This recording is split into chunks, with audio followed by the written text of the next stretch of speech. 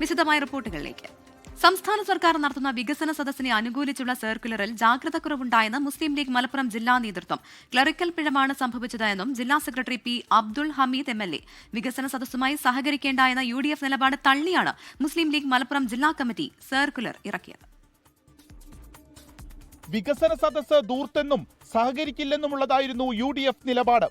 ഇതിനെ തള്ളി വികസന സദസ്സിൽ നിന്ന് മാറി നിൽക്കുന്നത് ഗുണം ചെയ്യില്ലെന്നായിരുന്നു മുസ്ലിം ലീഗ് മലപ്പുറം ജില്ലാ കമ്മിറ്റി സർക്കുലറിന്റെ ഉള്ളടക്കം.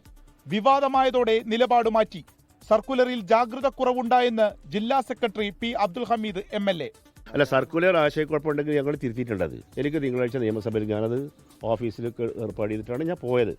അതിൽ വന്ന ഒരു ചെറിയ ക്ലറിക്കൽ എററായി എന്നുള്ളതിൽ കവിഞ്ഞതിന് വേറെ യാതൊരു ഇതും സർക്കാരിന്റെ സദസ്സുമായിട്ട് ഈ സദസ്സിന് യാതൊരു ബന്ധമല്ല. സ്വന്തം നിലയ്ക്ക് തദ്ദേശ സ്ഥാപനങ്ങളുടെ നേട്ടങ്ങൾ ജനങ്ങളിൽ എത്തിക്കാൻ വികസന സദസ്സ് ആരംഭിക്കാനാണ് UDF നീക്കം.